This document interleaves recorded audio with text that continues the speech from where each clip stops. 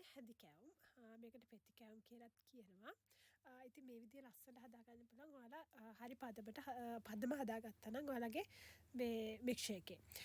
බලන්න මේ මම අරගත්තේ මේකට හාල් පිටි ග්‍රෑම් 500යි. පාම් පිටි ග්‍රෑම් 250යි.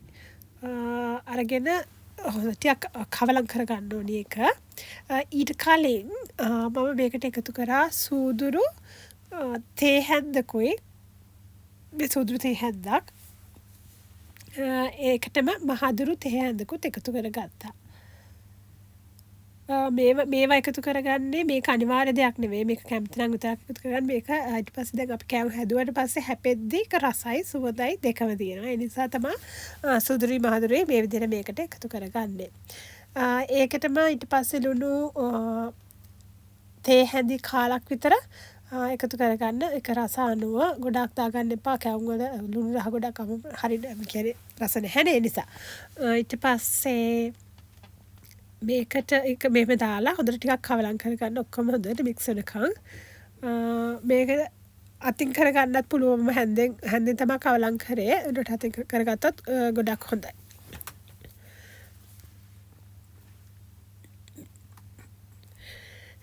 ඊට පස්සේ මේකට මම අද පාවිච්චි කරන්නේ පැණි. පැණි අර මිලිලීටර් 200 half ග්ලාස් තියෙන ඒ ග්ලාස් එකට ඒ ග්ලාස් එකකින් එකක් තමයි ගත්තේ. එතකොට ඒක දාලා හොඳට කවලම් කරගන්න. දැන් මේකේ තියෙන කියන්නේ අපි දැන් පැණි විතරක් යූස් කරාම ඒකෙන් එන අපිට ඒකේ මිශ්‍රණය හදාගන්න මදි. ඒකේ මේ තියෙන ලික්විඩ් ගතිය මදිනේ. ඒ නිසා ඒකට මම තව දාගන්නවා මේ වතුර. වතුර ප්‍රමාණය මම මේකේ සඳහන් කරන්නේ නැහැ. මොකද අපි ප්‍රමාණය බල තමයි ටික ටික දාගන්න ඕනේ. මම අන්තිම පස්සේ පෙන්නන්නම් ඔයාලට කොයි වගේද මිශ්‍රණය හදලා ඉවරනට පස්සේ තියෙන්න ඕනේ ප්‍රමාණය කියලා. ඒ ගානට එනකන් වතුර ටික ටික හදාගන්න ඕනේ. දැන් මේකේ මම මේ වතුර වලට අමතරව උකු පොල් කිරි පාවිච්චි කරනවා.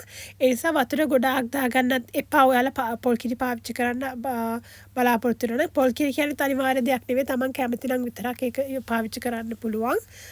ඉතින් වතුර ටිකක් දාලා මෙහෙම හොඳට මික්ස් කරගත්තා ඉස්සෙල්ලම. ඇත්තටම අතින් මික්ස් කරා නම් හොඳයි. මොකද අර පුංචි කැට ටික ඔක්කොම හොඳට මේ නැති වෙන්න හොඳට මික්ස් කරගන්න පුළුවන්. දැන් මෙන්න මේ ප්‍රමාණය බලන්න. දැන් මේක උඩට ගත්තාම කැට වැටෙන්නේ. ඒකට ඒක නෙවෙයි පදම. ඒ ගානට තියලා දැන් මම මේ ගානට තිබ්බේ. ඊට පස්සේ මේ විදිහට පොල් කිරි එකතු කරනවා. දැන් මේ පොල් කිරි එක මිලිලිටර් 100ක් විතර. උක්කු පොල් කිරි තමයි පාවිච්චි කරේ. දාලා හොඳට කවලම් කරන්න. මේකත් ටික දදා කවලම් කරන්න. මොකද අපේ පදම එනකන් තමයි අපි දාගන්න ඕනේ. මේ මම පෙන්නන්නම් ඔයාලට. ඒක කියන්නේ අර අපි දැන් උඩට ඔන්න ඔය විදිහ කරාම තවත් කැට වැටෙනවා. ඒ නිසා මම තවත් පොල් ටිකක් දාගන්නවා. ඒක එහෙම කියන්නේ උඩට උස්සලා වක් කරපුවාම ඒක අර මේ නූලක් වගේ එක දිගට වැටෙන්න ඕනේ. ඒක තමයි පදම. හොඳට කවලම් කරගන්න. තව වතුර ගතිය තියෙනවා. ඒ නිසා හොඳට කවලම් කරගත්තාම මේක හරියනවා.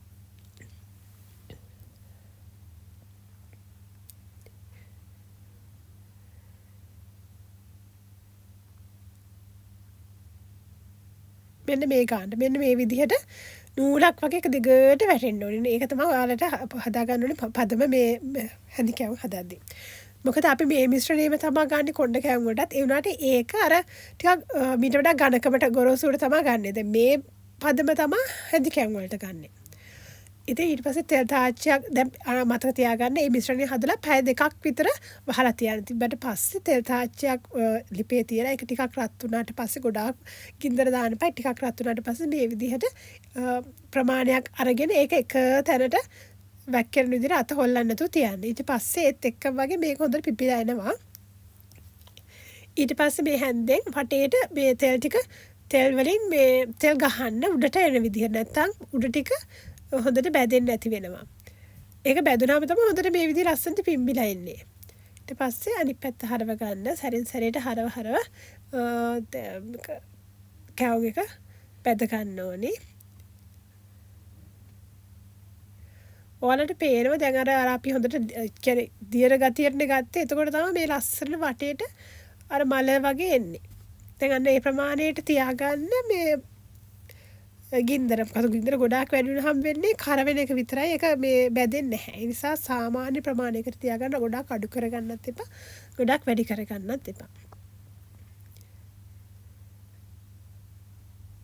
ඉතින් මේක ලස්සනට පිපිලා තියෙනවා හොඳට.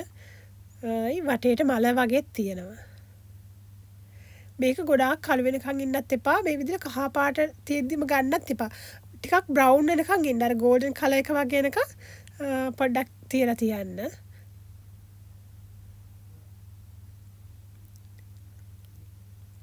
ඉතින් අපි වගේ කියන්නේ දැන් ගොඩක් අය කරි බහලානේ. ඉතින් ඒ වගේ අයට ඇත්තට මේ කැවුම් එක කියන්නේ අපි ආසයිනේ පළවෙනිදට හරි නැත්තම් අවුරුද්දට හරි කැවිලි මොන හරි අපි මේසෙ තියන්නේ. එතකොට මේ වගේ දේවල් ඉක්මනට පහසුවෙන් සහ අඩු කියන්නේ ගොඩාක් දේවල් අවශ්‍ය නැහැ. මේන්නේ තුනයි අවශ්‍ය ඉන්ග්‍රීඩියන්ට්ස් තුනයි. එතකොට ඒවා ඒ විදිහට ඉක්මනට හදාගන්න පුළුවන් ක්‍රම දෙයක් නිසා තමයි මම හිතුවේ මේක පළවෙනිදට හැදුවේ. මම හිතුවා මේ ඔයාලට මේක අප්ලෝඩ් කරන්න. එතකොට මේ අවුරුද්දට අවශ්‍ය අයට මේක බලා ගන්න පුළුවන් නිසා. එතකොට මේක ලංකාවේ විතරක් නෙවෙයි ලංකාවෙන් පිට රටින් අපි වගේ අයටත් පහසුවෙන් හදාගන්න පුළුවන්. එතකොට ඒ කාලය අපි හැමදාම කැවෙන්නේ නැහැ. එතකොට කාලයකට පස්සෙන් කරනකොට හරිම රසයි ආසයි ලංකාවේ ගත්ත කියන්නේ ලංකාවේ දේවල් මතක් වෙනවා. හරිම මේ ඔයාලට හදලා බලන්න පුළුවන් ඔයාලා පිටරට හිටියත්. තව එකක් දාලා පෙන්නන්නේ මේ විදිහට එකම තැන තියලා වක් කරන්න ඕනේ. ඊට පස්සේ ඒත් එක්ක වගේ හොඳට පිම්බිලා එනවා. ඒත් එක්ක මේ විදිහට තෙල් වලින් උඩින් තෙල් වල උඩට දාන්න ඕනේ. මේ විදිහට හැන්ද යූස් කරලා. එතකොට තමයි හොඳට මේ කැවුම් එක බැදෙන්නේ. දැන් මේ වගේ සමහරට පොඩි හිලක් එනවා. ඒතකොට ඒ හිලාවට කමක් නැහැ. මොකද එතකොට ඒකෙන් අර තෙල් ඇතුළට ගිහලා තෙල් ඇතුළ හොඳට බැදෙනවා.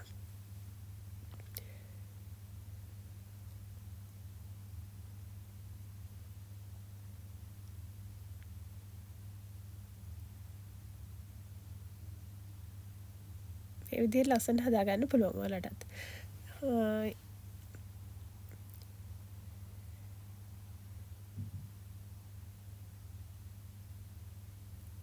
පෙරවල දෙක ලස්සනට ඇවිත් තියෙනවා. වටේට මල වගේ උඩ හොතට පිම්බිලා ඒ කැවුම් ඇවිත් තියෙනවා හොඳට.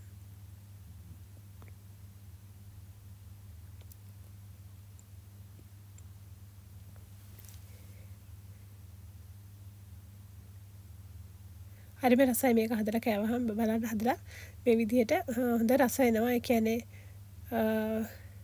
මට ඇත්තම ලංකාවේ ඉඳි කාපු දේවල් තමයි ඒතර මතක් වෙන්නේ. හරිම රසයි අපිට හිටියත් අපිට ඒ රසම අපිට අපව විඳින්න පුළුවන් මේ විදිහේ දේවල් හදාගත්තාම. ඉතින් මේ විදිහට තමයි මගේ කැවුම් ටික ඇවිත් බලන්න ලස්සනට හදාගන්න පුළුවන්. වගේම රසම රසයි. මම ගත්තේ ප්‍රමාණයට මට කැවුම් ගෙඩි 50ක් හදාගන්න පුළුවන් වුණා. ඉතින් ඔයාලත් හදලා බලන්න. මේ මොන හරි ප්‍රශ්නයක් තියෙනවා නම් කමෙන්ට් කරන්න. Thank you.